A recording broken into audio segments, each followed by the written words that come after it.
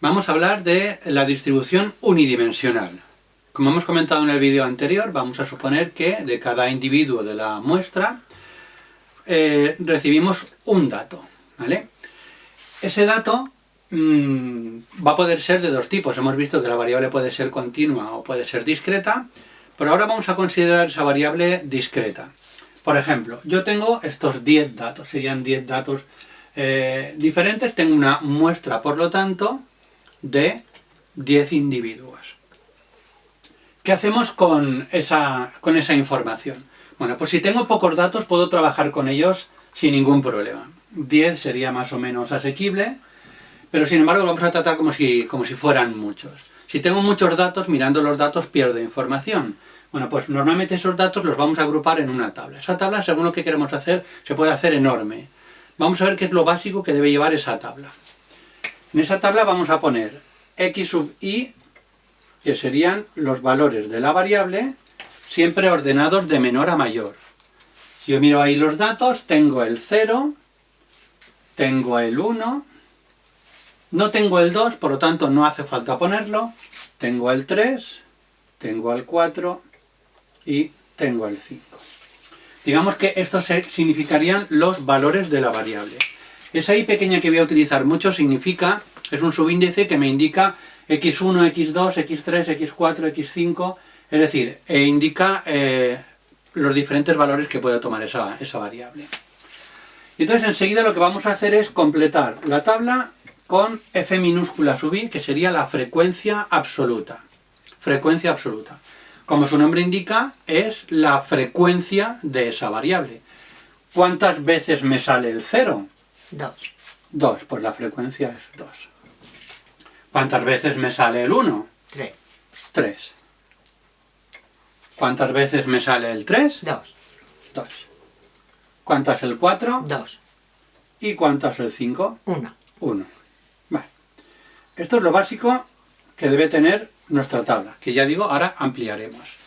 Normalmente aquí abajo lo que vamos a hacer es poner n mayúscula, que es el tamaño de la muestra. Y es la suma de las frecuencias. Si sumamos las frecuencias, 2, 3, 2, 2, 5, 10. Ese es el tamaño, ¿vale? No es 1, 2, 3, 4 y 5 elementos, sino la suma de la frecuencia. Vale. A partir de aquí, vamos a hablar de... Supongamos que yo tengo muchísimos datos, o bien porque la variable es continua, o bien porque hay mucha variabilidad.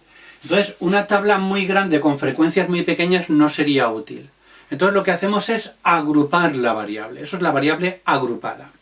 Si yo tengo una variable agrupada, significa que en lugar de la variable, lo que tenemos son intervalos. Por ejemplo, me lo voy a inventar de 0 a 5, de 5 a 15, de 15 a 30,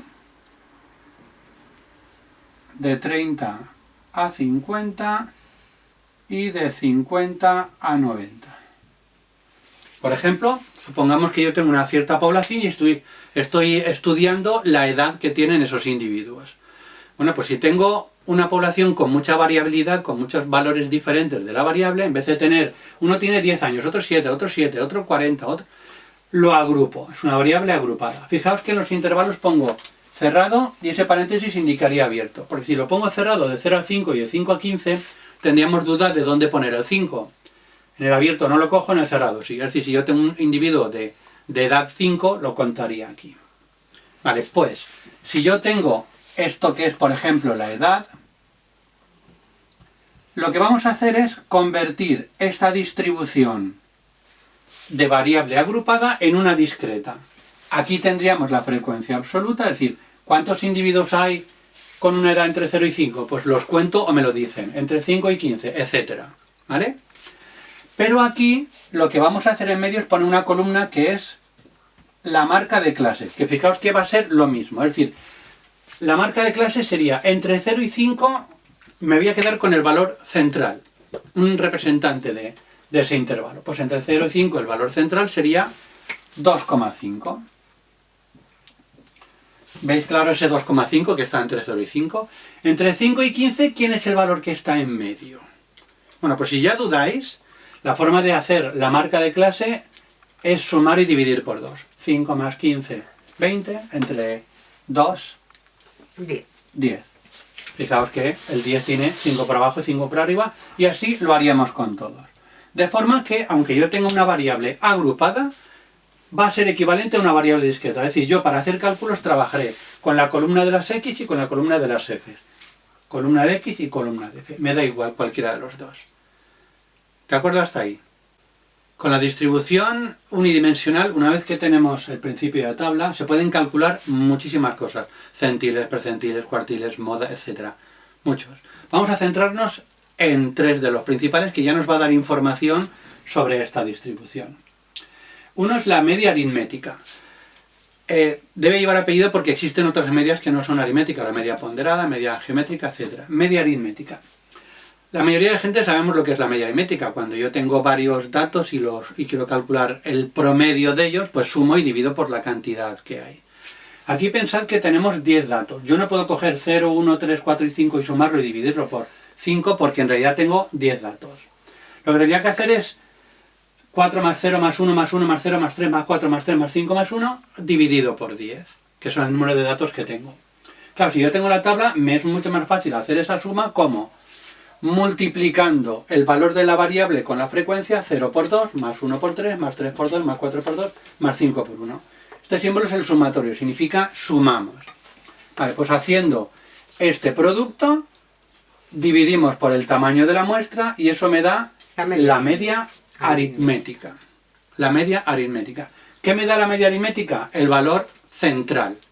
Una especie de representación de esa distribución, de esos datos. La varianza se representa con V o con sigma cuadrado o con S cuadrado. Es esta fórmula así de fea.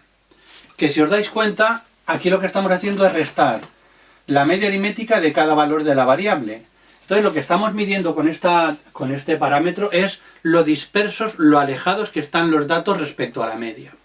Matemáticamente así es un follón. Esto, haciendo unos cálculos, llegamos a esta formulita, que sería hacer lo mismo que hemos hecho con la media, pero con los cuadrados. Por eso puede ser útil, eso ya a voluntad, hacer una columna con el cuadrado de la variable. ¿Veis? El cuadrado de la variable. Pues sería 0, 1, 9, 16 y 25. Y entonces lo mismo que hemos hecho aquí para hacer la media de multiplicar esto y dividir por 10, este factor sería multiplicar estos y dividir luego por 10. Y luego restar el numerito que nos ha dado aquí al cuadrado. Esto me daría la varianza. ¿Qué me mide? Lo dispersos que están los datos. El problema es que aquí fijaos que hay mucho cuadrado, con lo cual si por ejemplo la media aritmética fuera el número de hermanos que tengo, esto se mediría en hermanos al cuadrado, que no tiene sentido. Entonces lo que hacemos es nos inventamos la desviación típica. La desviación típica es la raíz cuadrada del numerito que nos haya dado aquí. Si aquí me ha dado 7, pues raíz cuadrada de 7. La ventaja de la desviación típica me marca lo mismo que la varianza, pero ya tiene las mismas unidades que los datos que estemos utilizando. Con esto ya tengo una gran información. Por ejemplo, esto en geografía se podría utilizar de la siguiente forma.